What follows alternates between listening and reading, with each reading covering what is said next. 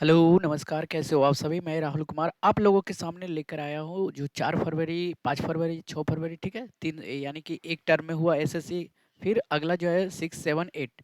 तो सारे को जो है इसी वीडियो में हम लोग सॉल्यूशन करेंगे। और चलिए अब स्टार्ट करते हैं। सबसे पहला सवाल यानी कि मॉडर्न हिस्ट्री से था कि रज़िया सुल्तान को किस वर्ष सिंहासन से हटाया गया था? तो सबसे पहले बात करते हैं कि 1236 ईस्वी को सबसे पहले महिला शासिका थी जिनको जो है सिंहासन पे बैठाया गया। फिर 1240 ईस्वी को उनको गद्दी से हटा दिया गया था, ठीक है? तो आंसर कौन-सा हो जाएगा? 1240। यहाँ पे कहा गया कि हटाया कब गया था? अगला सवाल है, अगले सवाल की तरफ चलता हूँ। कह रहा है कि मस्तिष्क का कौन-सा भाग जो है यानी कि वोमिटिंग को नियंत्रित करता है, ठीक है? तो आपने पढ़ा होगा मतलब सेरेब्रम, सेरेबेलम, मेडुला के बारे में, ठीक है? ये पार्ट है मस्तिष्क का हमारे। तो इसमें बात किया गया कि जो अनैच्छिक क्रिया है, जैसे कि ये तो अनैच्छिक क्रिया में क्या होता है कि मतलब बिना चाहे हुए जो अपनी नियंत्रित में नहीं होता है, ठीक है? और ये होता है मेडुला का काम करता है, मेडुला इसमें। और ये जो है हिंड ब्रेन में स्थित होता है यानी कि पश्च मस्तिष्क में। और ये पश्च मस्तिष्क का ही भाग होता है। और श्वसन, हृदय गति व निगलने जैसी जो गतिविधियां होती हैं इनके अलावे, ठीक है, वो सीटीजी यानी कि कीमो रिसेप्टर ट्रिगर जोन भी जो है मेडुला में ही स्थित होता है। अब यहाँ पे ये मस्तिष्क का जो है फोर्थ वेंट्रिकल के पास स्थित होता है। अब पूरा जो है यहाँ पे देख लेते हैं जो छींकने हार्ट पंप होता है, ठीक है? और मेडुला जो है ये सब यानी कि नियंत्रित करने में जो है काम करता है, ठीक है? तो ये फटाफट से करेंगे। सेरेब्रम का काम क्या होता है? याददाश्त के लिए, बुद्धिमत्ता के लिए। सेरेबेलम का क्या काम होता है? शरीर को संतुलन बनाए रखने, जैसे कि हीट, हंगर, ये सब हाइपोथैलेमस में आता है, ठीक है? अब अगला सवाल कह रहा था कि लोमेस ऋषि और बराबर की गुफाएं भारत के किस राज्य में स्थित है? तो ये जो है बिहार में है, ठीक है? और यहाँ पे उसका डिटेल सॉल्यूशन है। बराबर जो बात करते हैं कि ये काल और निर्माण यानी कि इरा एंड कंस्ट्रक्शन का निर्माण जो है मौर्य काल में 322 से 185 ईसा पूर्व के दौरान हुआ था। सम्राट अशोक और उनके जो पोते दशरथ ने इन्हें आजीविका संप्रदाय के लिए, भिक्षुक के लिए बनवाया था। समझ में आ गया भाई? अब यहाँ पे देखेंगे कि लोमेस ऋषि गुफा, ये जो है बराबर गुफा समूह के सबसे प्रसिद्ध गुफा है। बराबर जाते होंगे वो बामन सीढ़ी पे चढ़ना पड़ता है, ठीक है? 152 सीढ़ी शायद है, जिसे लकड़ी की नक्काशी की तरह सजाया गया है। यह भारत के रॉक कट वास्तुकला का सबसे शुरुआती उदाहरणों में से एक है। समझ में आ गया भाई? तो यहाँ पे आंसर कौन सा हो जाएगा? ऑप्शन बी यानी कि बिहार था। अगला सवाल है, 1930 में डिप्रेस्ड क्लास एसोसिएशन की स्थापना किसने किया था? तो डिप्रेस्ड क्लास से related doctor B R Ambedkar ji थे। और स्थापना कब हुआ था? 1930 ईस्वी में हुआ था। और इनका मुख्य लक्ष्य था कि दमित वर्ग यानी कि जो महादलित लोग हैं उनको वर्गों को सशक्त बनाना और शिक्षा को बढ़ावा देना, ठीक है? अब जो ज्योतिबा फूले जी की बात कर लेता हूं तो वो सत्य शोधक समाज की स्थापना किए थे। और महात्मा गांधी ने 1932 में मतलब जो यानी कि दलितों के लिए कौन कौन जो किए हैं वहां पे दिया गया, ठीक है? और महात्मा गांधी ने 1932 में हरिजन सेवक संघ की स्थापना किया था, ठीक है भाई? अंतर्राष्ट्रीय स्टेशन, यहाँ पे देखो अंतर्राष्ट्रीय स्टेशन आईसीसी, यहाँ पे एक सेकेंड रुकना। चलो सही है। स्थापना किस वर्ष किया गया था? यानी कि in which year the international space station establish. तो ये जो शुरुआती हुआ था 1998 को हुआ था और 20 नवंबर को शुरू हुआ था, ठीक है? और इसका पहला मॉड्यूल जो था जायरा यानी कि जारिया, ठीक है, अंतरिक्ष में भेजा गया था। अगला सवाल है, यहाँ पे रिलेटेड जो है 20 नवंबर 1998 लॉन्च हुआ था जो कि मॉड्यूल था रसिया का, क्या था? जायरा।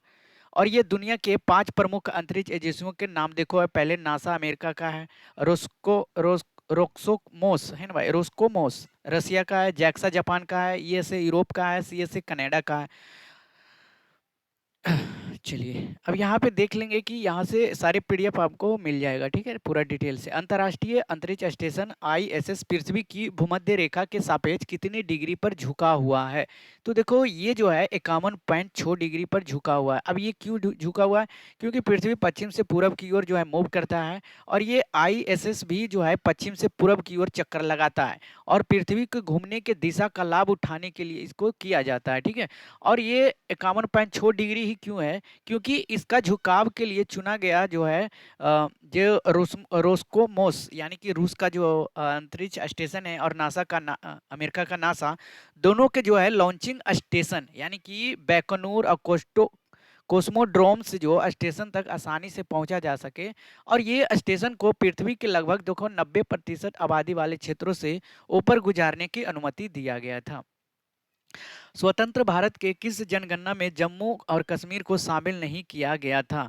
तो 1951 की जब जनगणना हुआ था उसमें जो है जम्मू कश्मीर राज्य को शामिल नहीं किया गया था। उसके साथ साथ ही एक राज्य और था, असम।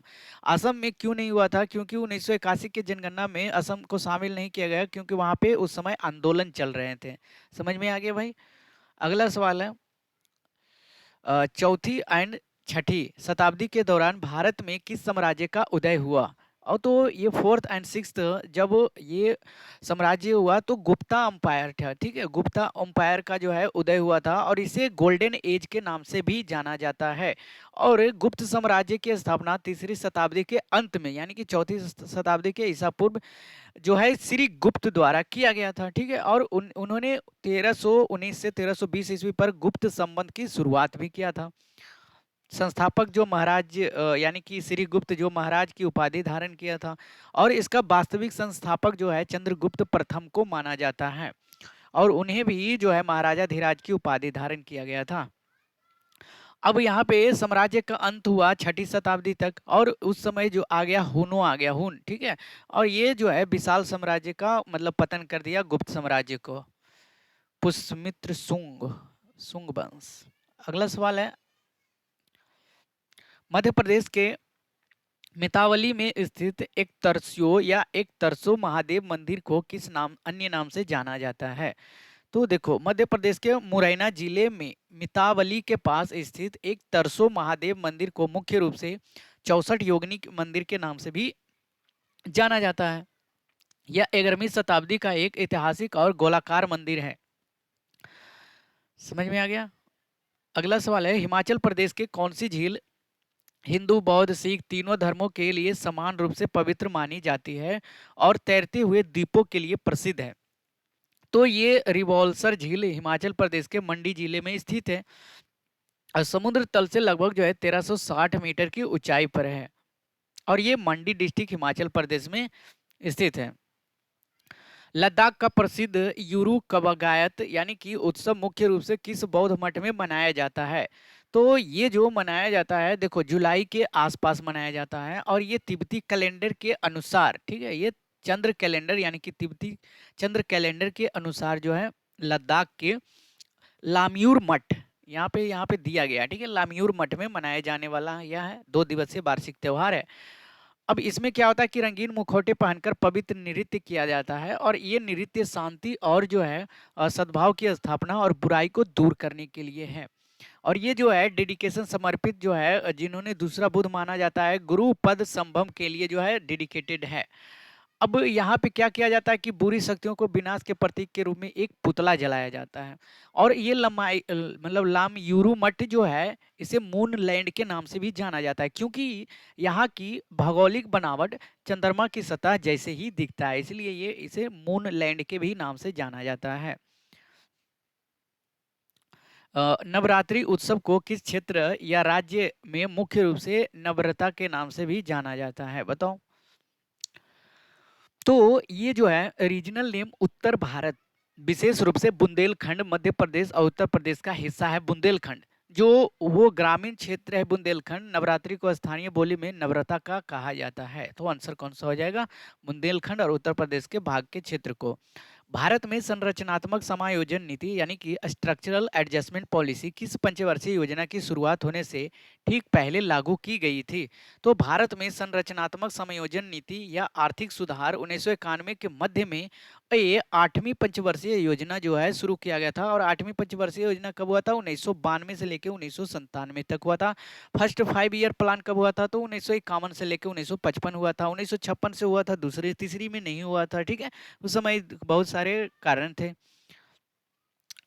और 1992 में यह सुधार नीति लागू हुआ था। टोटल डिसेंट्रलाइजेशन का सबसे उपयुक्त अर्थ क्या होता है? पूर्ण विकेंद्रीकरण, ठीक है, पूर्ण विकेंद्रीकरण।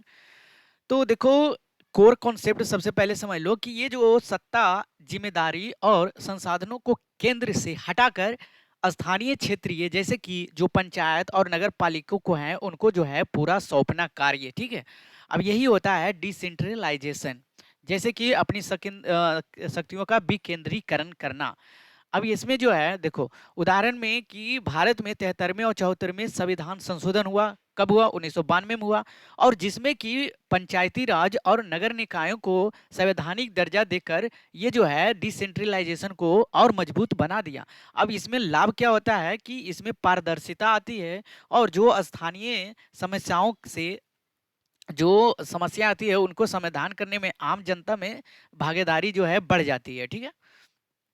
अगला सवाल है, रेडियो प्रसारण वायुमंडल की किस परत में संभव होता है? तो ये देखो, आयनोस्फीयर में होता है। कहाँ होता है? आयनोस्फीयर्स में, यानी कि आयन मंडल में।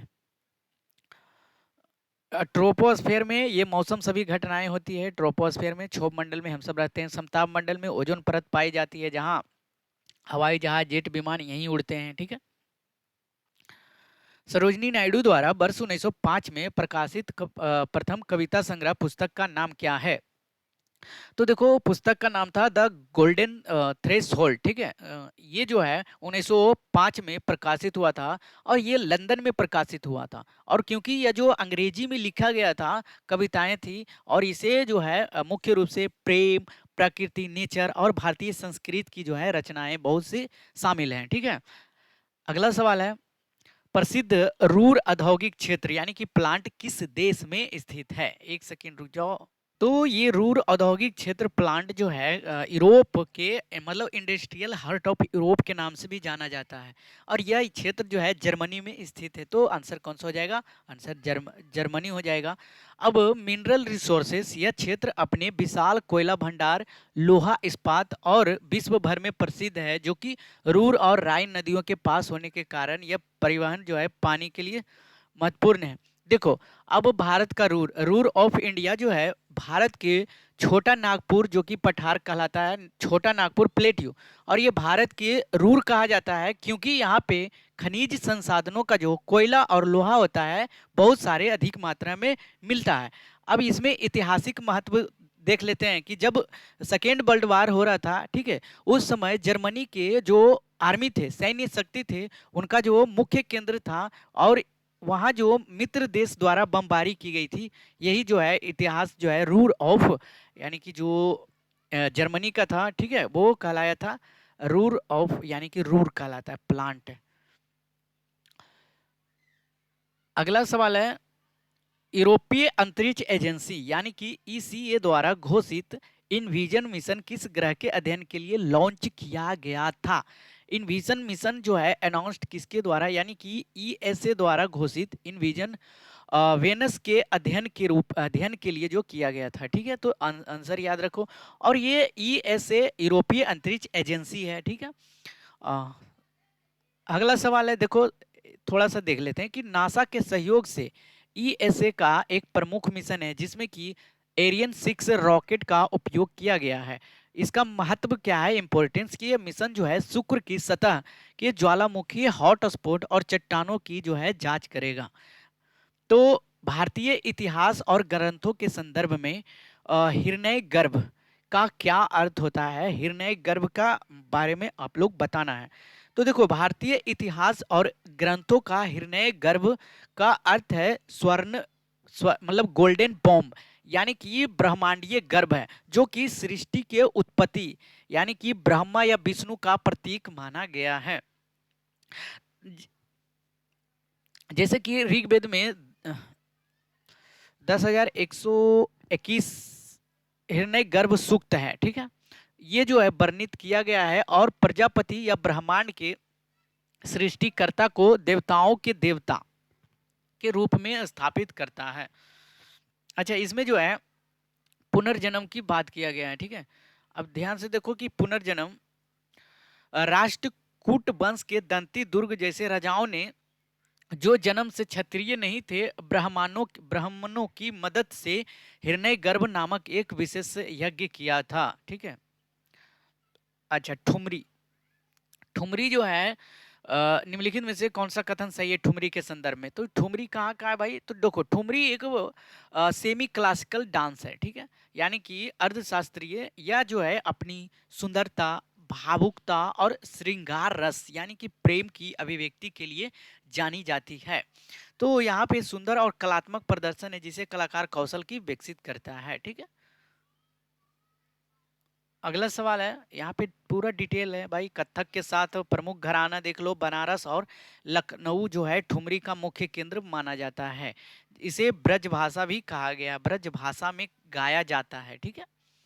और इनका जो मुख्य कलाकार रहे हैं वो गिरजा देवी, जिन्हें ठुमरी की रानी भी कहा जाता है, और बेगम अख्तर और बड़े गुलाम अली के नाम से जो है जीवित भी अभी यहाँ पे हैं।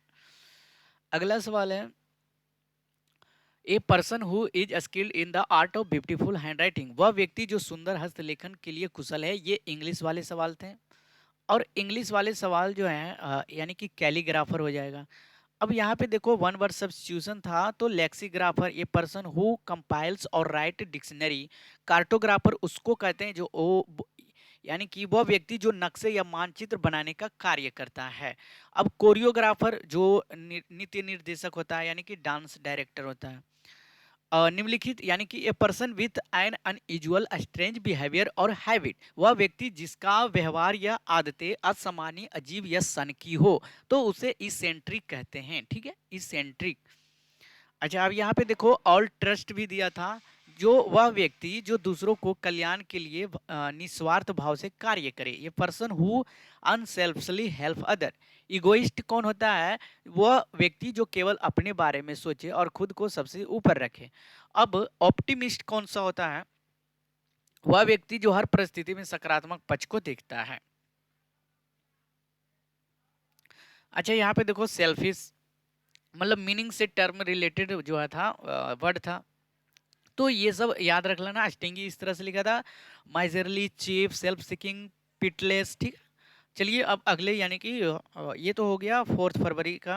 अब 5 मतलब जो 5 फरवरी को एग्जाम हुआ उसका जो है सवाल देखते हैं। देखो, सांझी मुख्य रूप से, यहाँ पे ध्यान दो, सांझी मुख्य रूप से भारत के किस राज्य क्षेत्र की एक प्रसिद्ध लोक कला और उत्सव शैली है? तो देखो, उत्पत्ति क्षेत्र जो है सांझी मुख्य रूप से उत्तर प्रदेश के जो है ब्रज क्षेत्र, यानी कि जिसे मथुरा और वृंदावन के एक प्राचीन लोक कला भगवान श्री कृष्ण लीलाओं में से एक माना जाता है। तो आंसर यहाँ पे कौन सा हो जाएगा? उत्तर प्रदेश के ब्रज क्षेत्र।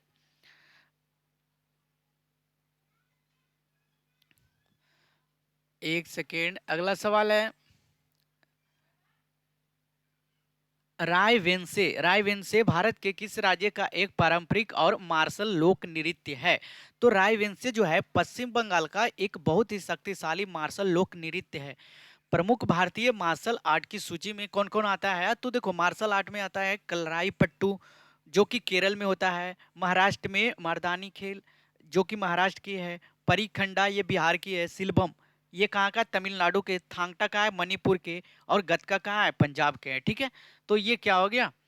अच्छा, अब यहाँ पे देख लो, प्रसिद्ध उपन्यास रायट ए नॉवल, यानी कि रॉय रैट, ये रैट भी कर सकते हो, ये राइट भी कर सकते हो। ठीक है, हिंदी में जो प्रोनाउंसिएशन है कर लो।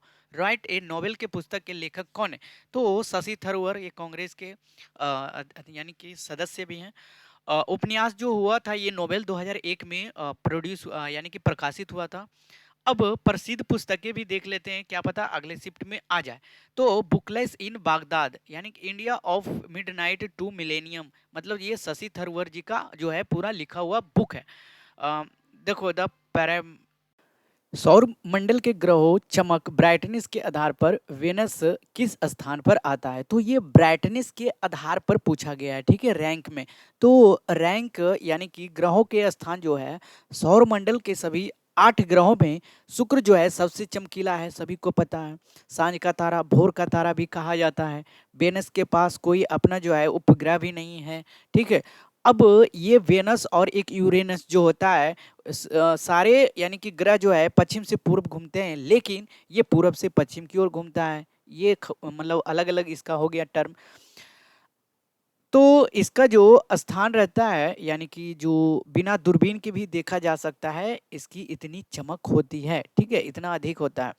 और यदि चंद्रमा और सूर्य को भी शामिल करें तो आकाश में दिखने वाली जो वस्तुएं हैं, शुक्र जो वेनस जो है, ठीक है, शुक्र थर्ड स्थान पर है। पहला होता है सूर्य, दूसरा होता है चंद्रमा, तीसरा होता है शुक्र, ठीक है। तो आंसर कौन सा हो जाएगा? थर्ड। चमक के कारण यहाँ पे देखो एक एल्बेडो है, और लगभग लगभग जो है 0.7, यानी कि ये जो है इसकी चमक होती है, और ऊपर पड़ने वाले सूर्य का प्रकाश लगभग जो है 70% हिस्सा जो है परिवर्तित कर देता है, ये रिफ्लेक्ट कर देता है। सल्फ्यूरिक एसिड के बादल सुने होंगे नाम, ये सल्फ्यूरिक एसिड के घने बादल जो एक दर्पण की तरह काम करता है और प्रकाश को ऊपर ही लौटा देता है, ठीक है। हाँ चलो, evening evening star, morning star पता ही होगा। बिहार के देव दीपावली के त्योहार किस महान व्यक्तित्व के निर्माण यानी कि मोक्ष के उपलक्ष्य में मनाया गया था? तो बिहार, विशेषकर पावापुरी नालंदा में देव दीपावली जो जैन परंपराओं के अनुसार मुख्य रूप से जैन धर्म 24वें तीर्थंकर महावीर भगवान जो है दिवस के उपलक्ष्य में मनाई गई थी। गुजरात और अरुणाचल प्रदेश के बीच सूर्य उदय के समय में लगभग कितना अंतर होता है? तो गुजरात और अरुणाचल प्रदेश की बात किया जाए तो ये ईस्ट स्टेट है ठीक है, ये इधर की तरफ है, ठीक है। तो अगर ये अप्रोक्सीमेट जो टाइम होता है बिटवीन दोनों के बीच में, वो 2 घंटे का अंतर होता है, ठीक है। अगला सवाल है, सोरठी लोक परंपरा और संगीत मुख्य रूप से किस क्षेत्र से संबंधित है? तो सोरठी शब्द जो है सोरठ से आया है, जो कि गुजरात के सौराष्ट्र और कच्छ क्षेत्र का एक हिस्सा है, ठीक है। तो यहाँ पे आंसर हो जाएगा कच्छ और सौराष्ट्र। अगला सवाल था, स्वतंत्र भारत में पहली बार 20 रुपये के नोट किस वर्ष शुरू किया गया था? तो 1 जून 1972 ईस्वी को 20 रुपये का नोट जारी किया गया था। अच्छा, डिजाइन जो हुआ था लायन कैपिटल सीरीज के पीछे तरफ जो है संसद भवन का चित्र बना हुआ है। अच्छा, ये ऐतिहासिक एंशिएंट संदर्भ देख लेते हैं कि 20 रुपये के नोट पहली बार 1861 में जारी किया गया था, लेकिन जनता के बीच में ये लोकप्रिय ना होने के कारण बाद में इसको बंद कर दिया गया। फिर 1972 में इसको पुनर्जीवित किया गया। लेकिन अभी जो है 20 रुपये के नए नोट में श्रृंखला में 2019 में जारी किया गया, और इनके पीछे जो है एलोरा की गुफाओं का चित्र है। अब अलग अलग नोट जो है 1000 रुपये के नोट पहली बार किस वर्ष पेश किए गए थे? तो ब्रिटिश शासन के दौरान 1938 में भारत के 1000 रुपये का नोट पहली बार पेश किया गया था, और 1946 में विमुद्रीकरण यानी कि डिमोनेटाइजेशन हुआ, ठीक है, कर दिया गया, और बाद में 1954 में फिर इसे जारी किया गया। फिर भारत में 1000 और 500 तथा 10,000 रुपये के नोट को आज़ादी के बाद 1954 में शुरू किए गए 5000 और 10,000 के नोटों को 1978 में बंद कर दिया गया। बताओ, 5000 के नोट भी पहले था और 10,000 के भी नोट पहले था, जो कि 1978 में बंद कर दिया गया। अगला सवाल है, चोल शिलालेखों में वर्णित यानी कि वेटी कर किस रूप में लिया जाता था? तो देखो, चोल शासन जो नीचे साउथ में था, ठीक है, तमिलनाडु के चोल शिलालेखों में 400 से अधिक प्रकार के टैक्स जो है मिलते हैं, और बेटी का वेटी वेटी, ठीक है, वेटी सबसे अधिक जो है उल्लेखित है। ये नगद के रूप में नहीं, बल्कि जो है जबरन श्रम यानी कि फोर्स्ड लेवल टैक्स लगाया जाता था। कदममई इसकी के साथ एक और प्रमुख कदमई जो भू राजस्व यानी कि लैंड रेवेन्यू टैक्स लिया जाता था, ठीक है। वंजी निम्नलिखित में से किस प्राचीन राजवंश की राजधानी थी? भज्जी या भिंजी भी कह सकते हो, ठीक है। प्राचीन दक्षिण भारत के चेरा राजवंश, चेरा डायनेस्टी की राजधानी थी। राजवंश चेरा, जिन्हें केरल पुत्र का नाम से भी जाना जाता है, वर्तमान समय में केरल के मध्य उत्तरी भागों में तमिलनाडु के कोंगू क्षेत्र से जुड़ी हुई मानी जाती है। अगला सवाल है, संगम पीरियड यानी कि अगला नेक्स्ट जो है कंसेप्ट है कि संगम पीरियड के दौरान जो है चेराओं का मुख्य राजनीतिक और सांस्कृतिक केंद्र थी, कौन था? भज्जी, ठीक है।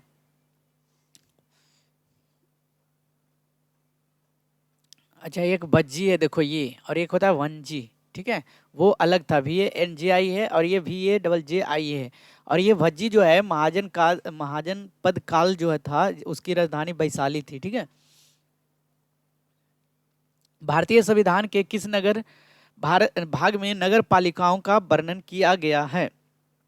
तो अभी हमने बताया 73वें संविधान संशोधन हुआ 1992 में, और ये भाग 9A में जोड़ा गया था। बाकी यहाँ पे डिटेल है, इसको पीडीएफ में हम लगा देंगे। देखो पंचायती जो है 273 से 243 ओ तक, ठीक है, ओ तक जो है बताया गया है।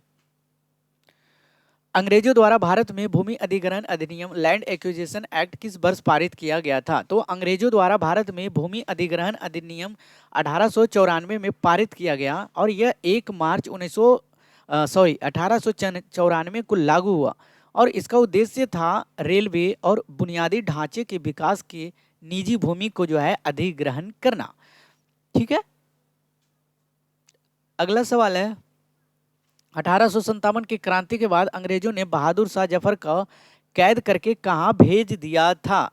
तो क्रांति के विफल होने के बाद बहादुर शाह जफर ने दिल्ली में हुमायूं के मकबरे में शरण लिया था, ठीक है, और जहां से मेजर हडसन ने उन्हें गिरफ्तार कर लिया।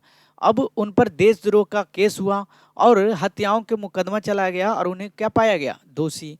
फिर एग्जाइल कर दिया गया। अंग्रेजों ने उनके परिवार के साथ रंगून भेज दिया, और उनके बेटों और पोतों को उनकी आंखों के सामने ही गोली मार दिया गया। बताओ क्यों मार दिया गया? ताकि उसका आगे वंश ना बढ़े। और 1862 में रंगून में जेल में उनकी मृत्यु हो गई, और उनकी दरगाह आज भी रंगून में स्थित है। तो आंसर कौन सा हो जाएगा? बहादुर शाह जफर को रंगून जो है निर्वासित भेज दिया था। ये अंतिम मुगल बादशाह था। भुगतान यानी कि भुगतान संतुलन बीओपी के चालू खाते करेंट अकाउंट के अंतर्गत मुख्य रूप से किसका विवरण रखा जाता है? तो भुगतान के चालू खाते जिसे बीओपी कहते हैं, करेंट अकाउंट के अंतर्गत मुख्य रूप से किसका विवरण रखा जाता है? तो चालू खाते के अंतर्गत जो वस्तुएं और सेवाओं का जो व्यापार होते हैं और हस्तांतरण यानी कि trade in goods services and transfer of payment दर्ज किया जाता है। तो यहाँ पे trade in goods services and transfer answer हो जाएगा, ठीक है। और ये देश की परिसंपत्तियों, देनदारियों या बदलाव नहीं लाता है, बल्कि यह नियमित लेन देन की केंद्रित होता है। करेंट अकाउंट मतलब ये होता है डेली का जो है ट्रांजेक्शन। भारत के उत्तरी मैदानों में मुख्य रूप से किस प्रकार की मिट्टी पाई जाती है? तो ऊपरी मैदान में आ जाएगा भाई बिहार, उत्तर प्रदेश, ये सब। तो ऊपर एल्यूबल सॉइल ज़्यादा पाया जाता है, क्योंकि ये सिंधु, गंगा और ब्रह्मपुत्र नदियों के द्वारा बहाकर लाई गई मिट्टी होती है। जलोढ़ मिट्टी की विशेषता क्या होती है? क्योंकि इसे पुराने जलोढ़ को बांगर और नए जलोढ़ को खादर कहा जाता है, ठीक है। अब फसलें जो ज़्यादा उगाई जाती है, गेहूँ, चावल, गन्ना और दालों को जो है सबसे ज़्यादा उपजाया जाता है इस मिट्टी में। काली मिट्टी जो है मुख्य रूप से दक्कन के पठार में पाई जाती है, कपास के लिए प्रसिद्ध है, गलत है। लाल मिट्टी कम वर्षा वाले क्षेत्र उड़ीसा, छत्तीसगढ़ के हिस्सों में पाई जाती है। लेटराइट मिट्टी या उच्च तापमान और भारी वर्षा वाले क्षेत्र में पाई जाती है। तो ये सब क्या है भाई? इसमें से नॉर्थर्न प्लेन में नहीं होगा, क्योंकि ये नीचे पाया जाता है, एक मिडिल ईस्ट में पाया जाता है। देखो लाल और मिट्टी उड़ीसा और छत्तीसगढ़ में। लेटराइट मिट्टी जो है पश्चिम घाट में पाया जाता है उच्च तापमान पे। काली मिट्टी जो है महाराष्ट्र, गुजरात में पाया जाता है। निम्नलिखित में से एक्विटेंस यानी कि परिचित शब्द की सही वर्तनी चुनिए। यानी कि स्पेलिंग दे दिया था, इंग्लिश का है तो ACQA, पहले ऐसे लिखना ACQUA, एक आता है लिखने, फिर INTANC कर देना, ठीक है, इंटेंस, तो हो जाएगा सही। अब डिपार्चर के लिए जो है शब्द सैनोनिम्स क्या अर्थ होता है? डिपार्चर मतलब होता है किसी को भेजना या किसी को निकासना, किसी को ठीक है, प्रस्थान करवाना। तो डिपार्चर, लिविंग ए पैलेस। तो सबसे अधिक सटीक आंसर ये हो जाएगा भाई, ठीक है। चलिए जाओ। विथड्रॉवल वापस ले जाना, हट जाना, गोइंग अवे दूर जाना, इसका साइनोनिम्स हो सकता है। जेंट शब्द का सही यानी कि समानार्थी शब्द चुनिए। तो जेंट पे यहाँ पे होता है वेरी लार्ज इन पावर। तो यहाँ पे विशाल हो जाएगा, प्रचंड हो जाएगा, क्लोजल हो जाएगा, ठीक है। एनॉर्मस, कैग्नेटिक, मैमोथ, ये सब साइनोनिम्स है। पश्चिमी पक्षियों के वैज्ञानिक अध्ययन को ऑर्निथोलॉजी कहा जाता है, ठीक है। स्टेमोलॉजी इंटेमोलॉजी कीटों का अध्ययन होता है। एंथ्रोपोलॉजी मानव विकास यानी ह्यूमन एवोल्यूशन का। और इक्थियोलॉजी मछलियों का वैज्ञानिक अध्ययन होता है, ठीक है। अब देखो अगला सवाल क्या था कि हिमालय यानी कि लेसर हिमालय और शिवालिक के बीच जो अनुदैर्ध्य घाटी को क्या कहा जाता है, तो ये कहा जाता है दून्स। क्या कहा जाता है भाई? दून्स कहा जाता है। चलिए अब नेक्स्ट शिफ्ट जो 5 फरवरी को सेकेंड शिफ्ट हुआ था उसका सॉल्यूशन करते हैं। कह कि लूर नृत्य है ना भाई, लूर नृत्य किस राज्य का लोक नृत्य है, तो ये हरियाणा के वांगड़ और वागड़ क्षेत्र का है। तो यहाँ पे आंसर कौन सा हो जाएगा? हरियाणा हो जाएगा। इसमें जो है केवल महिलाओं और लड़कियों द्वारा जो है प्रस्तुति किया जाता है। और ये कब मनाया जाता है? फागुन महीने में होली के दौरान। और इसका जो अर्थ होता है हरियाणवी बोली में लूर का अर्थ होता है लड़की, ठीक है। और यह नृत्य जो है बसंत ऋतु के आगमन और रबी फसलों के रोपण का प्रतीक भी माना जाता है। भारत में हरित क्रांति का दूसरा चरण डैश में अस्तित्व में है। तो भारत में हरित क्रांति का दूसरा चरण 1970 के दशक के मध्य 1980 के दशक तक चलता है। तो 1970 से 1980 के दशक हो जाएगा, ठीक है। इसका उद्देश्य था कृषि उत्पादन बढ़ावा देना, ठीक है। बुरा काथा किस राज्य का एक प्रसिद्ध लोक नृत्य कथावाचन रूप है, तो ये आंध्र प्रदेश का हो जाएगा। बुरा काथा एक फिल्म भी है, ठीक है, ये देखोगे साउथ में। आंध्र प्रदेश के प्रमुख लोक नृत्यों में धिमसा, लंबाडी, कोलाटम, वीरनाट्यम, भुट्टा बोमल्लू, तापेटा गुल्लू, गोबी शामिल है। इसके अलावा कुचिपुड़ी यहाँ का प्रसिद्ध शास्त्रीय नृत्य है। रियायत यानी कि रियायदे विखौती मेला प्रतिवर्ष किस राज्य में आयोजित किया जाता है, तो रियायदे विखौली जो है देखो मेला उत्तराखंड के अल्मोड़ा जिले में मनाया जाता है, ठीक है। कहाँ मनाया जाता है भाई? हाँ एक सेकेंड रुक जाओ, अल्मोड़ा डिस्ट्रिक्ट में। अच्छा, ये मेला जो है हिंदू कैलेंडर के अनुसार बैसाख महीने में बिपू यानी कि बिपुवत संक्रांति को मनाया जाता है। चलिए अगले सवाल की तरफ बढ़ते हैं। 10 कठिया किस राज्य का एक लोक नृत्य और गाथा गीत गायन शैली है, तो 10 कठिया देखो कठिया उड़ीसा का आता है, ठीक है। और ये इसमें जो है नृत्य छऊ जो मयूरभंज में, गोटीपुआ, दलखई, संबलपुरी, धुमरा और डंडा नाटा शामिल है। आयन मंडल, ठीक है, अगला सवाल है आयन मंडल वायुमंडल के किस परत का हिस्सा है, तो ये जो है आयन मंडल पृथ्वी की सतह से लगभग 80 से 400 किलोमीटर के बीच तक फैला हुआ है। अब ये जो है तापमंडल थर्मोस्फेयर के भीतर स्थित होता है, ठीक है। तो कौन सा हो जाएगा? थर्मोस्फेयर किधर है भाई? ये है, ठीक है, तापमंडल, जिसे वायुमंडल कहा जाता है। समझ में आ गया? अगले सवाल की तरफ बढ़ता हूँ। अगला सवाल क्या कर रहा है दोस्त? 1900 जारी में किए गए 20 रुपये के नोट में कितने कोणीय बिल्डर, देखो 20 रुपये के नोट दो वाले यानी कि रिपीट हो गए। इसके पहले वाले शिफ्ट में, सेकेंड शिफ्ट में था, और ये थर्ड शिफ्ट में भी पूछ लिया गया है। तो डायगोनल लाइंस जो बनाया गया है वो कितनी है, यानी कि भारतीय नोट पे किनारों पर बनी तिरछी उभरी हुई रेखाएं ब्लीड लाइंस कहा जाता है। ये विजुअली इम्पेयर्ड व्यक्तियों के नोटिस मदद करने के लिए, देखो इस तरह से नोट रहता है, और यहाँ पे देखना डॉट डॉट डॉट डॉट रहेगा।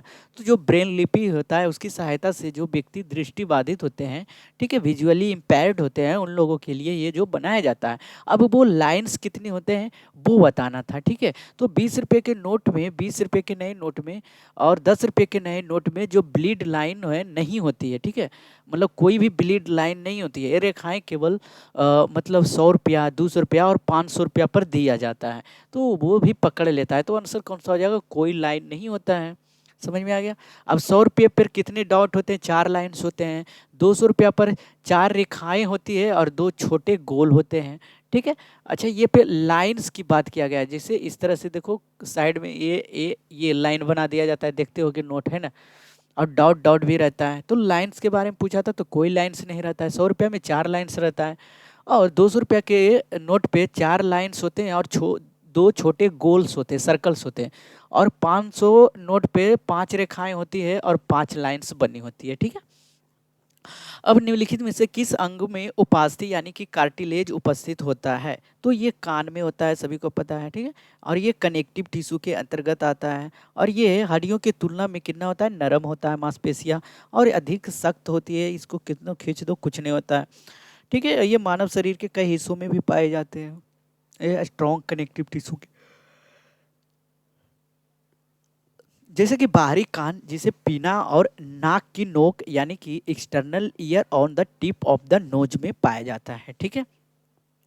देखो ट्रेकिया के चले, ring of the bad pipe या ट्रेकिया।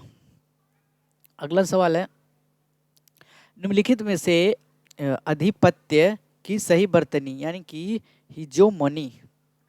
तो यहाँ पे हिजोमनी का यानी कि मीनिंग क्या हो जाएगा भाई? तो देखो HEGOMONY, यहाँ पे ई छोड़ दिया है, तो आंसर कौन सा हो जाएगा? ये हो जाएगा, ठीक है। भारत में लौह अयस्क यानी कि आयरन ओर्स और गोल्ड खनिज का सबसे बड़ा उत्पादक राज्य कौन सा है? तो देखो लौह अयस्क उड़ीसा का है, गोल्ड कर्नाटक का है, और खनिज जो है उड़ीसा का है, ठीक है। तो आंसर यहाँ पे सबसे पहले उड़ीसा, कर्नाटक, उड़ीसा, उड़ीसा, कर्नाटक, उड़ीसा। अगला सवाल है, ग्लैंस्ड शब्द का सबसे सटीक विलोम एंटोनाइम शब्द कौन सा होता है? तो ग्लैंस्ड का अर्थ होता है किसी चीज को बहुत कम समय के लिए सरसरी निगाहों से देखना। तो इसका स्टैर होता है अर्थ, जो चीज व्यक्ति को लंबे समय तक बिना पलक झपकाए देख सकता हो, तो यहाँ पे स्टार्ट हो जाएगा, एक टक देखना। अगला सवाल है, कॉन्सिडरेबल शब्द का सबसे सटीक समानार्थी यानी कि साइनोनिम शब्द कौन सा होता है? तो कॉन्सिडरेबल का अर्थ होता है आकार, मात्रा या महत्व में काफी बड़ा या अधिक। देखो जब कोई चीज इतनी बड़ी हो, उस पर ध्यान देने की जरूरत हो, उसे कंसिडरेबल कहते हैं, मतलब it means large in size. Significant का अर्थ होता है महत्वपूर्ण, काफी मात्रा में। तो आंसर यहाँ पे कौन सा हो जाएगा? सिग्निफिकेंट हो जाएगा।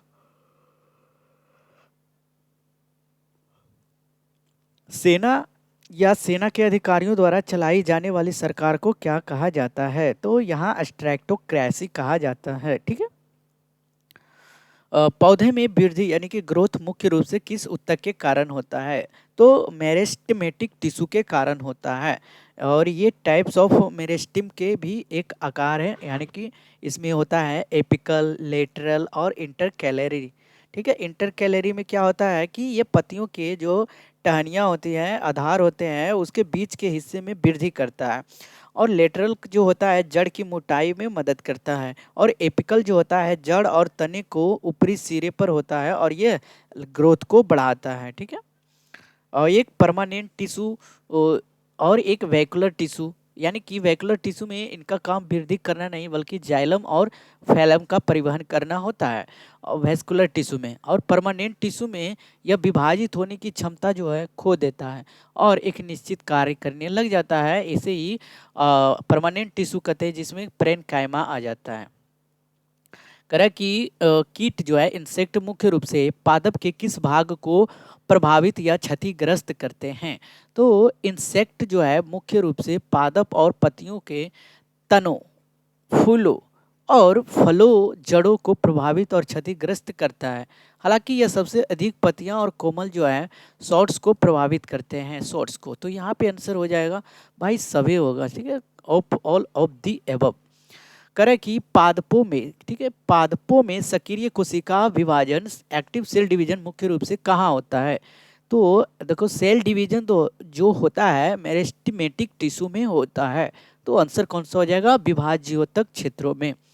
अगला सवाल है, हिस्ट्रो मतलब नाटकीय हिस्टोरियनिक सही वर्तनी कौन सा हो जाएगा? तो जैसे पहले हिस्ट्री लिख दो, HISTORY हिस्ट्री होता है। अब इसको क्या करना है, HISTOR, ठीक है, हिस्ट्रो NIC कर देना है। तो HISTERIO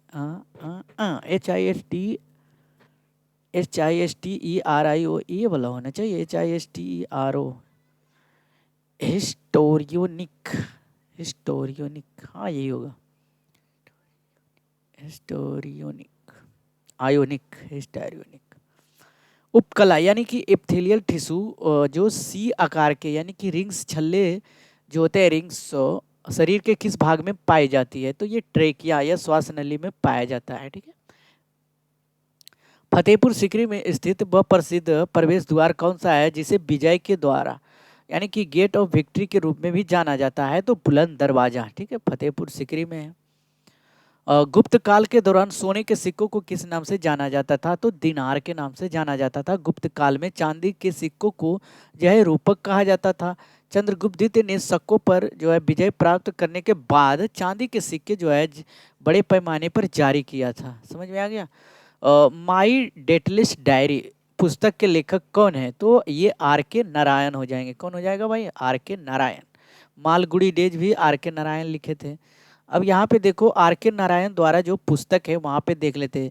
स्वामी और मित्र जो है 1935 में मालगुडी डेज पर आधारित उनका पहला उपन्यास था। द बैचलर ऑफ आर्ट्स युवाओं के जीवन पर आधारित है, 1937 में आया था। द डार्क रूम 1938 में आया था। यह वैवाहिक जीवन की जटिलताओं पर आधारित है। द इंग्लिश टीचर ये कथात्मक उपन्यास है, 1945 में आया था। मालगुडी डेज 1943 से 1982 के बीच आया था। लघु कहानियों का बेहद लोकप्रिय संग्रह है। द फाइनेंशियल एक्सपर्ट एक वित्तीय सलाहकार की कहानी है। द गाइड आर के नारायण द्वारा साहित्य अकादमी पुरस्कार से सम्मानित प्रसिद्ध उपन्यास है।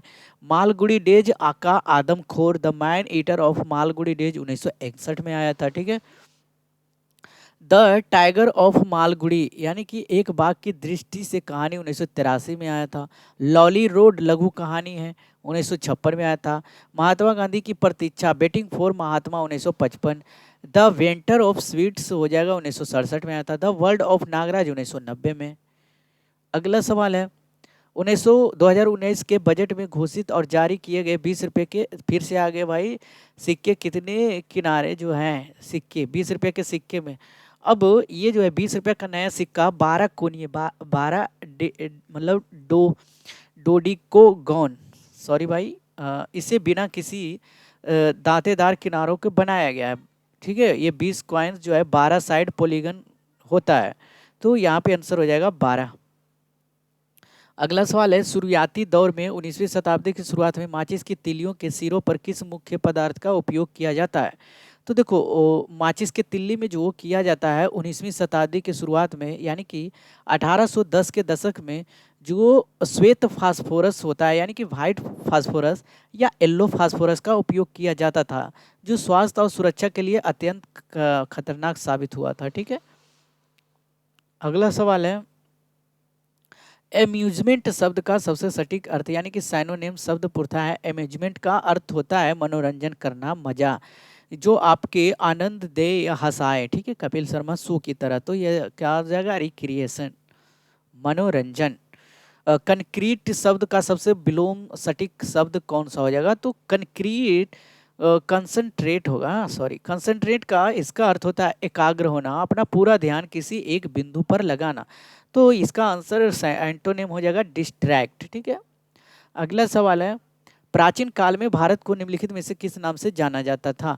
तो सबसे पहले भारतवर्ष, ये पौराणिक ग्रंथ के अनुसार जो है राजा भरत के नाम पर इसे देश का नाम भारतवर्ष पड़ा। एक था जम्बू द्वीप, जो कि बौद्ध और जैन ग्रंथों में भारत को जामुन के यानी कि पेड़ों की भूमि होने के कारण जम्बू द्वीप कहा गया। ठीक है। फिर आर्यवर्त भी कहा गया, जो कि उत्तर भारत के क्षेत्र के लिए विशेष रूप से आर्यों का निवास स्थान था, यानी आर्यवर्त नाम प्रचलित हो गया। अब अजनाभ वर्ष, प्राचीन शास्त्रों में हिमालय के दक्षिण में स्थित क्षेत्र को अजनाभ वर्ष भी कहा गया। सिंधु नदी के कारण प्राचीन विदेशी जैसे यूनानी इसे सिंधु या इंडस के नाम से भी जानते हैं। इसके अलावे बौद्ध काल में तियानजू और उत्तर भारत को लिए मगध जैसे नामों के लिए भी उल्लेखित हुआ है। तो यहाँ पे देख लो सर, ये हैं जम्बूद्वीप, आर्यभट्ट, भारतवर्ष सारे कहा जाते हैं। ठीक है। अगला सवाल है सहारिया जनजाति द्वारा द्वारा मनाए जाने वाले शिकारी नृत्य मुख्य रूप से क्यों किया जाता है? तो शिकारी नृत्य मुख्य रूप से मध्य प्रदेश और राजस्थान के 12 जिलों के सहारिया जनजाति द्वारा किया जाता है। ठीक है। यह नृत्य शिकार के तैयारियों, जंगल और जानवरों का पीछा करने के बजाय और विजयी होकर लौटने को उल्लास के प्रतीक के रूप में मनाया जाता है। तो शिकार के दृश्य को अभिनय करने के लिए अच्छा हो जाएगा, ठीक है। आगे क्या है भाई यहाँ पे, और अभी क्वेश्चन है, देखते हैं इसके अगले, यानी कि 6 फरवरी को जो हुआ एग्जाम। कह रहा है कि भारत के संविधान किस अनुच्छेद में राष्ट्रपति के महाभियोग का प्रक्रिया का उल्लेख किया गया है। तो देखो, महाभियोग इम्पीचमेंट जो है किया गया है आर्टिकल 61 में। अब भारत के राष्ट्रपति से संबंधित है जो 52 से 62 आर्टिकल कहता है। अब आर्टिकल 52 में कहता है कि भारत का एक राष्ट्रपति होगा। अनुच्छेद 53 कहता है कि यह कार्यपालिका की शक्ति होगा, ठीक है। अनुच्छेद 54 कहता है कि राष्ट्रपति का निर्वाचन होगा, ठीक है। और ये निर्वाचन कैसे होगा, जिसमें संसद के दोनों सदन यानी कि लोकसभा और राज्यसभा के निर्वाचित सदस्य ही निर्वाचित कर सकते हैं। अनुच्छेद 55 कहता है कि राष्ट्रपति के निर्वाचन की रीति यानी कि राष्ट्रपति का चुनाव जो है अनुपातिक प्रणाली के अनुसार होगा। अनुच्छेद 56 कहता है कि राष्ट्रपति की कार्यकाल कितना दिन तक रहेगा। अनुच्छेद 57 कहता है कि पुनर्विचार के लिए एक व्यक्ति जो राष्ट्रपति के रूप में धारण कर चुका है या दोबारा चुनाव के लिए पात्र होगा। अनुच्छेद 58 कहता है राष्ट्रपति पद के लिए योग्यताएं, ठीक है। अगला सवाल है, भारत के नागरिक होना चाहिए, 35 वर्ष पूरा कर लेना चाहिए, लोकसभा का सदस्य निर्वाचित होने की योग्यता रखता हो। अनुच्छेद 59 जो है राष्ट्रपति पद के लिए अनुच्छेद 60 कहता है कि राष्ट्रपति द्वारा शपथ, ठीक है, वो जो कि मुख्य न्यायाधीश दिलवाएंगे। अनुच्छेद 61 कहता है कि महाभियोग लगेगा। अनुच्छेद 62 कहता है कि जब राष्ट्रपति का पद रिक्त रहेगा तो वो उपराष्ट्रपति बैठ सकते हैं या फिर 6 महीने के अंदर जो है चुनाव कराना अनिवार्य हो जाता है। तेल एवं प्राकृतिक गैस आयोग यानी कि अब निगम की स्थापना किस वर्ष हुई थी। मतलब पहले आयोग था, अब जो है निगम बन गया।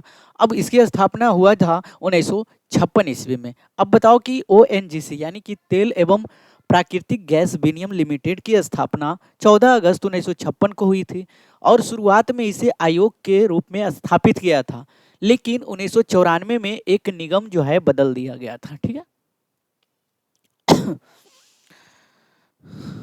ओएनजीसी का फुल फॉर्म यहाँ पे दिया है, oil and natural gas corporation. अगला सवाल है, योजना आयोग प्लानिंग कमीशन के संदर्भ में निम्नलिखित कथनों पर विचार करना है। तो योजना आयोग की स्थापना 1952 में हुई थी। Planning commission was established in 1952। और योजना आयोग का प्रमुख जो होता है राष्ट्रपति होता है। भाई गलत है, गलत है, पहला भी गलत है। योजना आयोग के 1952 में नहीं बल्कि 15 मार्च 1950 को भारत सरकार के एग्जीक्यूटिव रेजोल्यूशन के माध्यम से किया गया था। तो ये गलत है और ये गलत है। अच्छा, प्रमुख कौन होता है, तो 100 ऑफिशियल चेयरमैन प्रधानमंत्री होता है, ठीक है। तो इसमें पूछा कथन कौन सा सही, कोई भी नहीं, आंसर यही होगा। अगला सवाल है, अच्छा कुछ फैक्ट थे भाई, देख लेते हैं। देखो, वर्तमान स्थिति जो है 1 जनवरी 2015 को योजना आयोग को नीति आयोग कर दिया गया है, ठीक है। पहले 5 ईयर प्लान आते थे, अब भी आएंगे। The greatest my on story पुस्तक के किसके द्वारा लिखा गया है, तो ये महान मुक्केबाज मोहम्मद अली की आत्मकथा है, ठीक है भाई, ऑटोबायोग्राफी है जो कि 1975 में प्रकाशित हुआ था। 2019 में जारी हुए 20 रुपये के सिक्के के कुल वजन कितना, 20 रुपये वाले भाई वजन रिपीट हो रहे हैं। नोट कितने हैं, यानी कि नोट में जो लाइन है वो कितना है, सारे पूछ रहा है, समझ रहे हो। तो भारत सरकार ने मार्च 2019 में 20 रुपये का नया सिक्का पेश किया था। इस सिक्के की विशेषता थी, देखो वजन जो था 8.54 ग्राम था। और इसका अगर अगला शिफ्ट में शेप पूछ दिया जाए तो ये 12 कोणीय था, पूछा भी गया था। डायमीटर और अगला बार पूछ दिया तो 27 मिलीमीटर है। धातु संरचना एक द्वितात्विक यानी कि बाई मेटालिक सिक्का है। बाहरी रिंग जो 65% तांबा होता है, 15% जस्ता होता है और 20% निकल होता है। अब आंतरिक हिस्सा जो होता है 75% तांबा, 20% जस्ता और 5% निकल होता है। अगला सवाल है, स्टेट बैंक ऑफ मैसूर का भारतीय स्टेट बैंक में विलय किस वर्ष हुआ था। तो आधिकारिक तौर पर बड़े विलय का हिस्सा केवल अकेले बैंक का विलय नहीं था। 1 अप्रैल 2017 को एसबीआई के 5 सहयोगी बैंकों और भारतीय महिला बैंक के एक साथ एसबीआई में विलय हो गया था। कौन कौन हुआ था, SBM, state bank of Mysore, state bank of Bikaner and Jaipur, state bank of Travancore, state bank of Patiala, state bank of Hyderabad. कब हुआ था, 1 अप्रैल 2017 को, ठीक है। अगला सवाल है, अच्छा इसमें थोड़ा सा आरबीआई के बारे में भी जान लेते हैं, ठीक है। सॉरी, एसबीआई के, भारतीय स्टेट बैंक अधिनियम 1955 की धारा 35 के तहत किया गया था। और इतिहास में एक एसबीएम जो यानी कि स्टेट बैंक ऑफ मैसूर की स्थापना 1913 में हुआ था, ठीक है। और कार्रवाई जो है 2 अक्टूबर 1913 से स्टार्ट हुआ था। उसमें 1 अप्रैल 2019 को किन दो बैंकों का विलय जो है बैंक ऑफ बड़ौदा में कर दिया गया था, ये भी सवाल पूछे जाते हैं। तो विजय बैंक और देना बैंक को जो है विलय कर दिया गया था। 2019 में सिंडिकेट बैंक का केनरा बैंक में विलय हो गया था। इलाहाबाद बैंक का 2019 में इंडियन बैंक में विलय हो गया। आंध्रा बैंक और कॉरपोरेशन बैंक का 2019 में यूनियन बैंक ऑफ इंडिया में विलय हो गया। तो ये अगले शिफ्ट में पूछ सकते हैं, नेक्स्ट शिफ्ट में। स्टील के बाद दुनिया में सबसे अधिक उपयोग की जाने वाली दूसरी प्रमुख धातु कौन सी है, तो ये हो जाएगा अल्युमिनियम, ठीक है। अगला सवाल था, मेगास्थनीज किसका राजदूत था, तो मेगास्थनीज यूनानी शासक सेल्यूकस निकेटर का राजदूत था। उसे सेल्यूकस ने चंद्रगुप्त मौर्य के दरबार में भेजा था, जहां उसने पाटलिपुत्र में रहते हुए प्रसिद्ध पुस्तक इंडिका लिखा था। तो इंडिका जो लिखा था यही मेगास्थनीज लिखा था, ठीक है। तो सेल्यूकस निकेटर हो जाएगा यहाँ पे आंसर। क्रिकेट में पॉपिंग शब्द का प्रयोग किसके लिए किया जाता है, तो देखो पॉपिंग क्रीज वो रेखा होती है जो स्टंप्स के सामने और समानांतर खींची जाती है। यहाँ पे देखो ये स्टंप है। अब स्टंप के सामने इस तरह से ये जो है इधर इधर लाइन खींचा हुआ रहता है। अब ये जो लाइन इस तरह से बनाया हो रहता है, इसके अंदर खेलना होता है। तो स्टंप के सामने और समानांतर खींची गई जो मुख्य बिंदु वही होती है पॉपिंग। परिभाषा, वह रेखा जो बल्लेबाज के सुरक्षित क्षेत्र को निर्धारित करता है। यदि बल्लेबाज का बल्ला या पैर इस रेखा के अंदर नहीं है और विकेट गिर जाता है तो उसे रन आउट या स्टंप माना जाता है। अच्छा, यहाँ पे दूरी जो है पॉपिंग क्रीज की वो 4 फीट यानी कि 1.22 मीटर की दूरी पर होता है, ये जो होता है, ठीक है, 4 फीट। तो आंसर कौन सा हो जाएगा यहाँ पे? अच्छा, इसमें तो दिया है क्रीज हो जाएगा क्या, क्रीज, पॉपिंग क्रीज। निम्नलिखित में से किस खिलाड़ी के आमतौर पर हेलमेट पहनने की आवश्यकता नहीं होती है, तो विकेट कीपर तो पहनता ही है। बेस क्रिकेट बॉलर नहीं पहनता है, ठीक है। गोलकीपर भी पहनता है, हॉकी वाले देखते होंगे। तो ये नहीं होगा, यो नहीं होगा, यो नहीं होगा, यो हो गया, ठीक है। अगला सवाल है, लक्षद्वीप समूह किस महासागर में स्थित है, तो अरब सागर में है, आंसर हो जाएगा। लक्षद्वीप जो है भारत का सबसे छोटा केंद्र शासित प्रदेश भी है। अब भौगोलिक स्थिति जो है दक्षिण तट में लगभग 200 से 440 किलोमीटर दूर अरब सागर में स्थित है। प्रवाल द्वीप लक्षद्वीप की सबसे बड़ी विशेषता है, यह एक एटोल प्रवाल द्वीपों से बना स्थित होता है। अच्छा, राजधानी कहाँ हो जाएगा, तो कवारती हो जाएगा। क्षेत्रफल 32 वर्ग किलोमीटर है, ठीक है, छोटा केंद्र शासित प्रदेश माना जाता है। महामस्तभिषेक यानी कि महामस्तक महोत्सव का आयोजन मुख्य रूप से किस राज्य में किया जाता है, तो महामस्तक अभिषेक जैन धर्म का एक अत्यंत महत्वपूर्ण और भव्य उत्सव है। इसका मुख्य बिंदु निम्नलिखित है। यह उत्सव कर्नाटक के हासन जिले में श्रावण बेलगोला में आयोजित किया जाता है। प्रतिमा, यह महोत्सव भगवान गुप्तेश्वर बाहुबली के 57 फीट ऊंची विशाल प्रतिमा का अभिषेक के लिए जाना जाता है। उत्सव 12 वर्ष के अंतराल के बाद जो आयोजित होता है, ठीक है। इसके पहले 2018 में आयोजित हुआ था। अब 2018 के बाद 12 साल जोड़ दो और 10, अब 2030 में होगा, ठीक है। दूध, केसर, हल्दी, चंदन, सोने चांदी के सिक्के और बहुमूल्य रत्नों की वर्षा होती है भाई, सोचो अभिषेक के दौरान। वर्ष 1932 में महात्मा गांधी द्वारा किस आंदोलन को दोबारा जो है द्वितीय चरण में शुरू किया गया था, तो सविनय अवज्ञा आंदोलन 1932 में दोबारा शुरू होना भारतीय राष्ट्रीय आंदोलन का एक महत्वपूर्ण घटना थी। प्रथम चरण जो है सविनय अवज्ञा आंदोलन 1930 में दांडी मार्च के साथ हुआ था, लेकिन जब 1931 में गांधी इरविन समझौता हुआ तो उसको स्थगित कर दिया गया। फिर गांधी जी लंदन में दूसरे गोलमेज सम्मेलन में भाग लिए थे और दोबारा जो है रीस्टार्ट गोलमेज सम्मेलन के विफल होने पर ब्रिटिश सरकार द्वारा दमनकारी नीतियां जारी रखने के कारण गांधी जी ने 1932 में भारत लौटते ही इस आंदोलन का दूसरा फेज शुरू कर दिया। अंतर्राष्ट्रीय अंतरिक्ष स्टेशन आईएसएस 24 घंटे में पृथ्वी के कितने चक्कर लगाते हैं, तो चक्रों की संख्या जो होती है आईएसएस हर घंटे 24 घंटे में लगभग 15.5 से यानी कि 16 चक्कर लगा लेते हैं, ठीक है। अच्छा, टाइम कितना लगता होगा, 90 से 93 मिनट लगता है, ठीक है, एक पूरा चक्कर करने में। 15 अगस्त 2025 तक आंकड़ों के अनुसार भारत के पंचायती राज संस्थान यानी कि PRIS निर्वाचित महिला प्रतिनिधियों EWRS की संख्या कितने लाख से अधिक हो गई है? तो भारत सरकार और पत्र सूचना कार्यालय PIB द्वारा जारी नवीनतम आंकड़ों के अनुसार भारत में वर्तमान 14.5 लाख से अधिक निर्वाचित महिला है। यह संख्या भारत के पंचायती राज संस्थाओं कुल निर्वाचित प्रतिनिधियों का लगभग 46% है। ठीक है।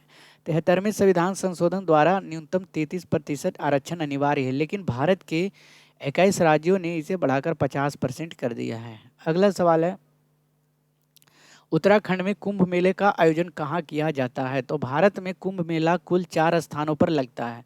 हरिद्वार गंगा नदी उत्तराखंड, प्रयागराज गंगा यमुना सरस्वती का संगम उत्तर प्रदेश, उज्जैन शिप्रा नदी मध्य प्रदेश, नासिक गोदावरी महाराष्ट्र में। ठीक है।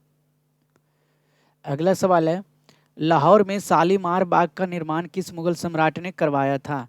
तो देखो, इसका निर्माण 1641 से 1642 ईस्वी के दौरान मुगल सम्राट शाहजहां के शासनकाल में हुआ था। यूनेस्को जो है विरासत इसकी ऐतिहासिक और कलात्मक सुंदरता के कारण 1981 में यूनेस्को विश्व धरोहर स्थल शामिल किया गया। अच्छा, विशेष नोट जो यहाँ पे ध्यान देने वाली बात है कि शालीमार बाग का निर्माण शाहजहां के पिता जहांगीर ने कराया था, इसलिए अक्सर दोनों के बीच जो है भ्रम हो जाता है, क्योंकि अगर शालीमार बाग की स्थापना कौन किया था इसमें थोड़ा कन्फ्यूज हो जाता है, शाहजहां या जहांगीर। तो वहाँ पे आप जहांगीर मार के आना। ठीक है। पिता यानी कि शाहजहां के पिता ने यानी शालीमार बाग बनवाया था। फेफड़े से ऑक्सीजन यानी कि ऑक्सीजनेटेड ब्लड हृदय के बाएं अलिंद यानी कि लेफ्ट आर्टियम में किस के माध्यम से पहुंचता है? तो ऑक्सीजनेट ब्लड जो हृदय के बाएं अलिंद यानी कि लेफ्ट आर्टियम में किसके माध्यम से पहुंचता है? तो ये पल्मोनरी वेन्स के माध्यम से पहुंचता है। डीऑक्सीजनेटेड ब्लड तो पल्मोनरी आर्टरी के माध्यम से। ठीक है, ये याद रखियो। यहाँ पे दिया गया है। ठीक है। और ये हृदय के दाहिने हिस्से से अशुद्ध यानी कि CO2 रक्त को शुद्ध होने के लिए फेफड़े तक ले जाती है। दमित्री मेंडलीव ने आवर्त सारणी में तत्वों को मुख्य रूप से किस आधार पर व्यवस्थित किया था? तो देखो, मेंडलीव ने 1869 में जो प्रस्तुत किया था, मेंडलीव परमाणु यानी कि एटॉमिक मास, ठीक है, पीरियोडिक फंक्शन एटॉमिक मास पे जो किया था। तो आंसर कौन सा हो जाएगा? यहाँ पे देखो, सिमिलर केमिकल प्रॉपर्टी समान रासायनिक गुण, मेंडलीव ने उन तत्वों को एक ही ग्रुप में रखा जिनके रासायनिक गुण समान थे। इनके लिए उन्हें तत्वों में ऑक्साइड और हाइड्राइड के सूत्र आधार बनाया गया है। ठीक है भाई। जब कच्चे, अच्छा यहाँ पे थोड़ा सा यहाँ पे कीवर्ड यानी कि नोट्स कर लेना कि खाली स्थान क्यों छोड़ा गया था। मेंडलीव की बुद्धिमत्ता यह थी कि उन्होंने अपने सारणी में कुछ स्थान खाली छोड़ दिया था और उसे भविष्यवाणी किया था कि तत्व खोजे जाएंगे, जैसे कि इक्का बोरेन, इक्का एल्युमिनियम खोजा गया था। अगला सवाल था, जब कच्चा रॉ मटेरियल्स को प्रोसेस करके मूल्यवान उत्पाद में बदला जाता है तो यह गतिविधि किस क्षेत्र के अंतर्गत आता है? तो रॉ मटेरियल की बदलने की गतिविधि जो है सेकेंडरी क्षेत्र में आता है। ठीक है भाई। तो ये हो जाएगा किधर है भाई? प्राइमरी तो होगा नहीं, व्यापार, कंस्ट्रक्शन, मैन्युफैक्चरिंग हो जाएगा, ए हो जाएगा। ठीक है। बी निर्माण। उस व्यक्ति का विचारधारा को क्या कहा जाता है जो यह मानता है कि ईश्वर हर जगह मौजूद है? ठीक है। तो पैंथिस्ट ये, ठीक है, यहाँ पे सर्वस्वरवादी हो जाएगा इसका हिंदी। दिए गए वाक्यांश में था गिव अप यानी त्याग देना, हार मान लेना। एंटोनाइम पूछा है, जारी रखना, कीप, कंटिन्यू। अगला सवाल था, निम्नलिखित में से हाइजीन की सही बरतनी यानी कि करेक्ट स्पेलिंग चुनिए। तो हाइजीन HYGEINE होता है, HYGEINE। ठीक है। अगला सवाल है, अच्छा मैंने गलती कर दिया क्या भाई? अच्छा, यहाँ पे हाइजीन आई पहले आएगा, ई बाद में आएगा, है ना, HYGIENE। अब समझ में आया, ये नहीं होगा। ठीक है, ये हो जाएगा। दिए गए डिस्पर्स मतलब बिखेरना, तो गैदर मतलब इकट्ठा करना हो जाएगा। My friend lives in London, I saw a Khalistan forest, मतलब मेरे प्रिय मित्र, माई डियर फ्रेंड, तो डियर कौन सा हो जाएगा? प्रिय वाला, तो DEAR वाला होगा, तो डियर तो होगा नहीं, ये नहीं होगा। अब ये होगा। अब ये आई सा ए डियर, ये तो नहीं होगा, ये हो जाएगा, यानी कि एक हिरन देखा। तो ठीक है, ये होमोनाइम्स और होमोफोन शब्द होते हैं जिनके साउंड जो समान होते हैं लेकिन स्पेलिंग अलग अलग होते हैं। ठीक है, अगला सवाल है, तो यहाँ पे आंसर वही डियर पेरिए और एक डियर हिरन जंगली जानवर। रक्त का थक्का जो है बनाने में रक्त कोशिकाएं कौन सी होती है?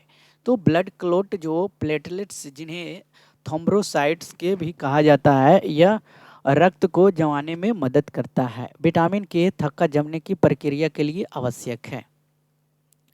मार्केट प्राइस पर जीडीपी से फैक्टर कॉस्ट पर आधारित प्राप्त करने के लिए किसे घटाया जाता है? तो डिप्रेशन या फिर डायरेक्ट टैक्स। तो देखो यहाँ पे मार्केट प्राइस और साधन लागत जो बाजार मूल्य है जिस वस्तुओं पर बाजार में बेची जाती है, और इसमें सरकार जो है इनडायरेक्ट टैक्स शामिल होते हैं।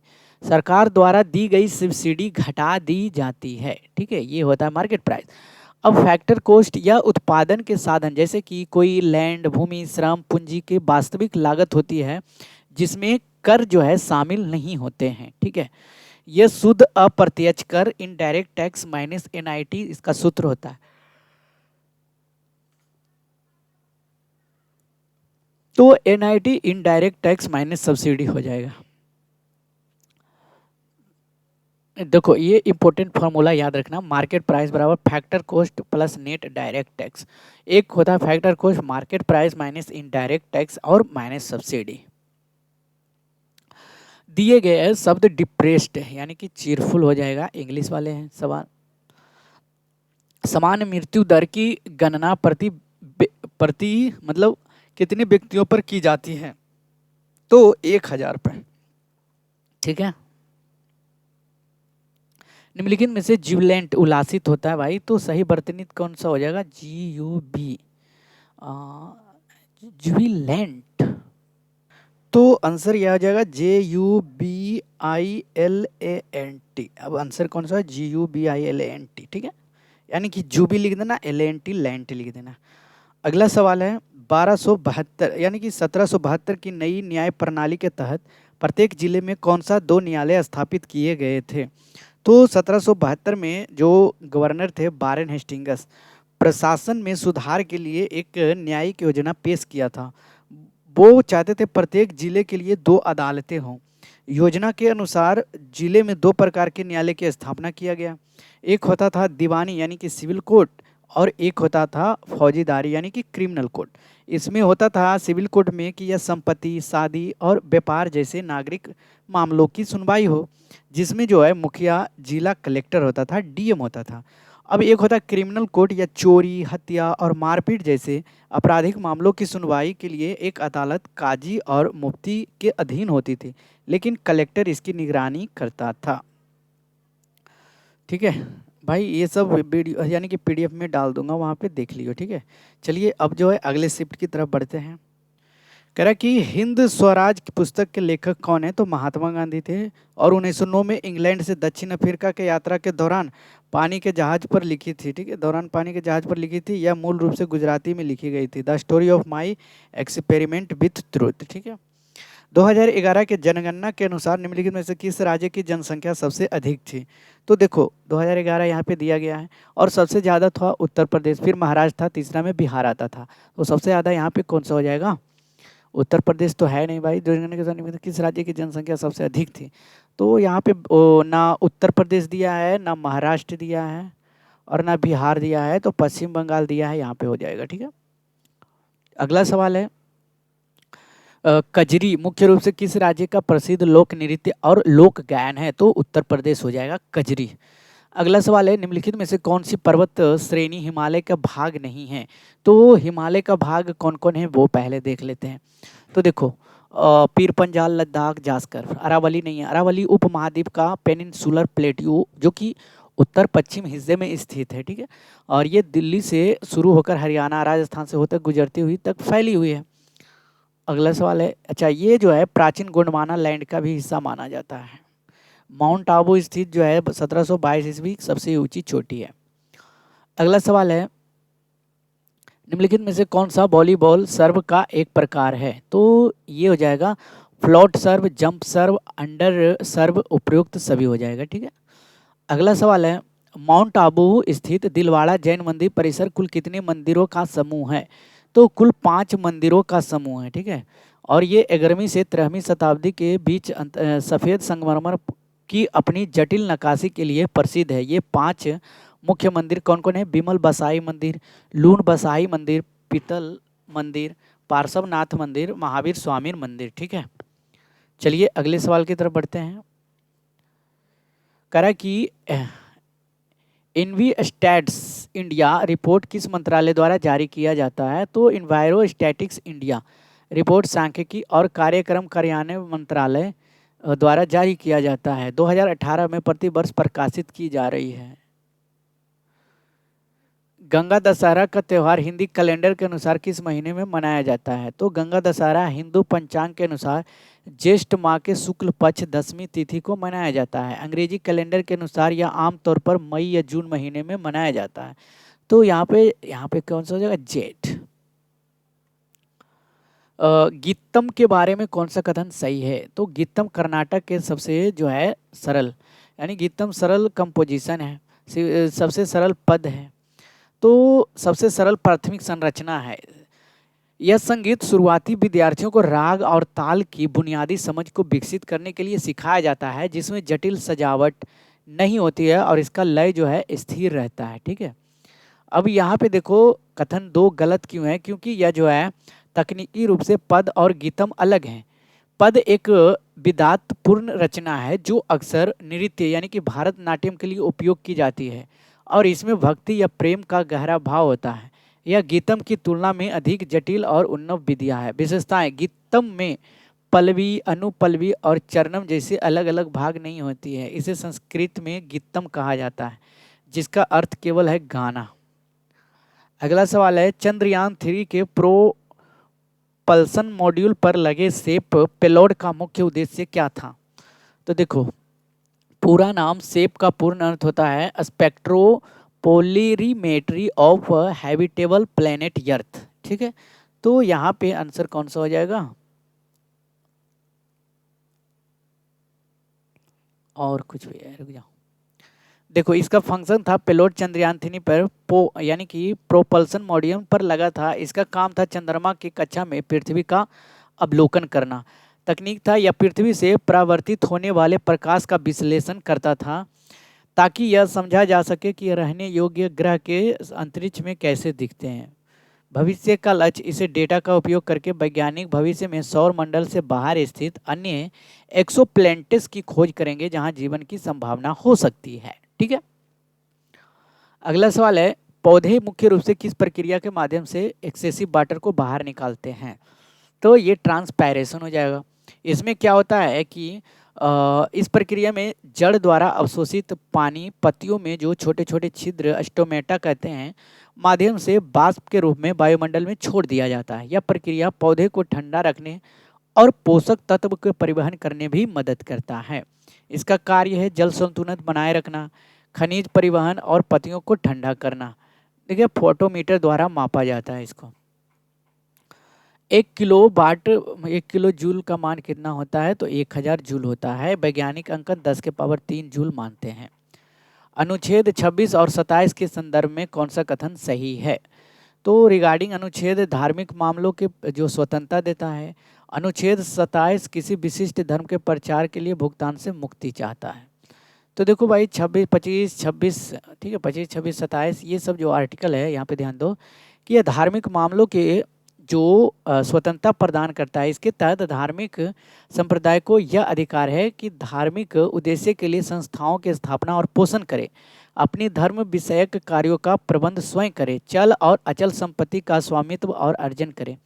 अनुच्छेद 27 यह धर्म की अभिवृद्धि के लिए करों के संदाय से स्वतंत्रता देता है। इसका अर्थ है कि राज्य किसी व्यक्ति को ऐसा कर देने के लिए मजबूर नहीं कर सकता जिसकी आय का उपयोग किसी विशेष धर्म या धार्मिक संप्रदाय की उन्नति के लिए किया जाना है।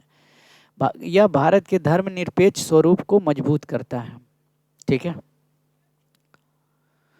हड़प्पा सभ्यता के लोग किस धातु से अपरिचित थे? तो हड़प्पा सभ्यता सिंधु घाटी सभ्यता के लोहा यानी कि धातु से पूरी तरह अपरिचित थे। यह एक कांस्य युगीन सभ्यता थी जो तांबा, कांसा, सोना और चांदी का उपयोग करती थी, लेकिन लोहे का ज्ञान इन्हें नहीं था क्योंकि भारत में लौह युग का प्रारंभ बहुत बाद में उत्तर वैदिक काल के पूर्व में हुआ था। तो यहाँ पे आंसर कौन सा हो जाएगा? लोहा। ठीक है। अगला सवाल है डिग, खोदना शब्द का सबसे उपयुक्त यानी कि अपोजिट शब्द कौन सा होगा? तो ये हो जाएगा भाई अपोजिट शब्द, यानी कि खोखला कुरेदना तो होगा, फिल भरना हो जाएगा। ठीक है। अच्छा, आंसर कौन सा हो जाएगा? गेट बैक, वापस आना, तो अपोजिट शब्द हो जाएगा वापस आना के लौटना, रिटर्न। ठीक है। नहीं भाई, यहाँ पे तो गेट बैक वापस, यहाँ पे ये भी हो जाएगा साइनो साइनो साइनो, यहाँ पे हो जाएगा आंसर, ये हो जाएगा अपोजिट। मुहावरे, ये वेल ऑफ टाइम का सही अर्थ क्या होता है? Whale of time means having an expectedly fun. ठीक है, यानी कि बहुत अधिक आनंद लेना या मजे करना। ठीक है, तो answer to enjoy oneself very much. निम्नलिखित में से क्लेप्टोमेनिया का सही अर्थ क्या होता है? तो KLEPTOMANIA, मतलब चोरी करना होता है। KLEPTOMANIA, KLEPTOMANIA, हाँ यही होगा। ठीक है। अगला सवाल है, निम्नलिखित में से फैसिनेशन का सही अर्थ क्या होता है? तो फैसिनेशन होता है FACINATION, सम्मोहन। ठीक है, तो FAC, ठीक है, FAC, सॉरी भाई FASC है।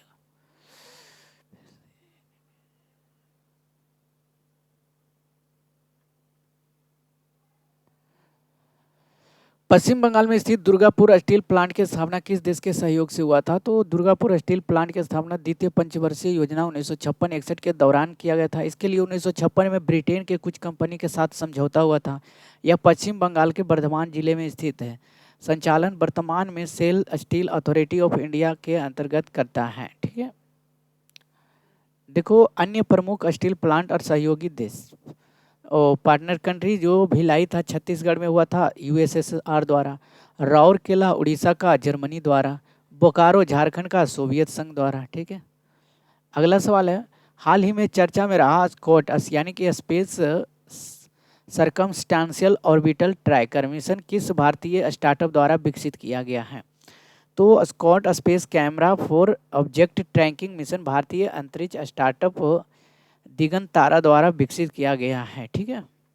यहाँ पे देखो, दिगंतारा बेंगलुरु जो कि ISC में इनक्यूबेटेड है। ठीक है, ये लॉन्च जो हुआ था 2025 में स्पेसएक्स द्वारा।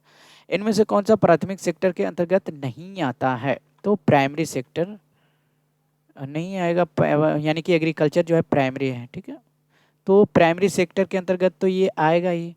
और डिसइन्वेस्टमेंट, माइनिंग तो आता है भाई अथी में, इंडस्ट्रियल में आ जाए ना। तो यहाँ पे देखो, उदाहरण कृषि, वानिकी, मछली पालन, खनन और उत्खनन, भाई ये सब जो है पहला है, लेकिन ये जो डिफॉरेस्ट है ये नहीं होगा, बाकी ये सब होगा। आंसर कौन सा है? Option B. अब देख लो प्राइमरी, टर्टियरी, सेकेंडरी में कौन आता है। वानिकी खनन सीधे प्रकृति से जुड़ी हुई, इसलिए इसे प्राथमिक हिस्सा का क्षेत्र है। बी निवेश का अर्थ है कि कोई संस्था अपनी संपत्ति या सार्वजनिक क्षेत्र में अपनी हिस्सेदारी बेचता है।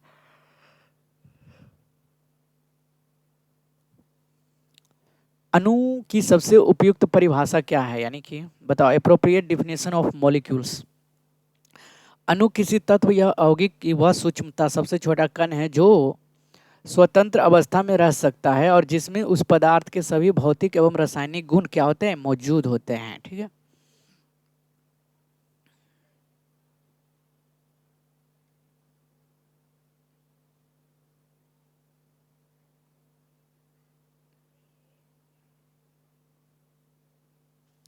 तो आंसर यहाँ पे हो जाएगा, ये हो जाएगा भाई, परमाणु के केवल परमाणु भौतिक रूप से ये होना चाहिए कि प्रकार के परमाणु, किसी पदार्थ के एक अणु मौजूद सभी परमाणुओं के सापेक्ष परमाणु द्रव्यमानों का कुल योग होता है, व्यक्त किया जाता है। यह दर्शाता है कि अणु द्रव्यमान, हाँ।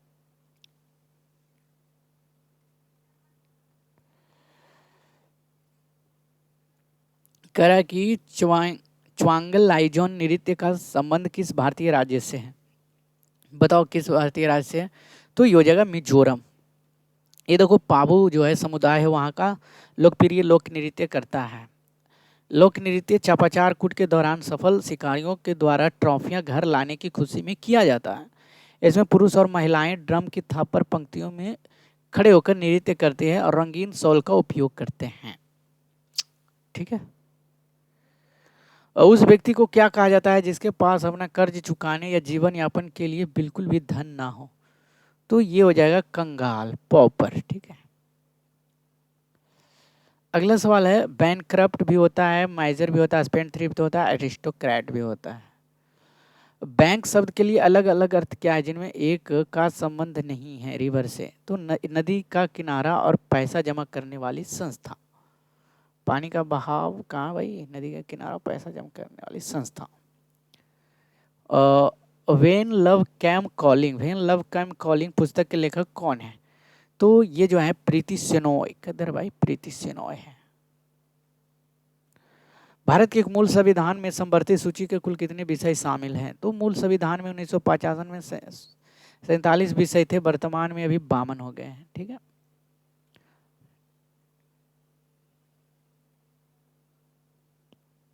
अच्छा, यहाँ पे पूछा ओरिजिनल कॉन्स्टिट्यूशन, तो 47 हो जाएगा। ठीक है। यहाँ देखो, ओरिजिनल, संघ सूची, राज्य सूची, समवर्ती सूची, प्रेजेंट में अभी 100, 61, 52। सीने बार निम्नलिखित में से किस धातु का अयस्क है? तो मरकरी, Hg। ठीक है। अब यहाँ पे देख लेंगे कि सारे का जो है अयस्क दिया गया है। ठीक है। इसमें से आपको कैल्शियम देख लेना है, निकल देख लेना है, जिंक देख लेना है, गोल्ड देख लेना है, सिल्वर देख लेना है, मरकरी देख लेना है, लेड, आयरन, बस।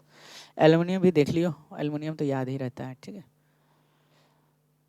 चलो ठीक है भाई, एंटोनाइम्स बाकी था सारे। मिलते हैं नेक्स्ट वीडियो में। धन्यवाद।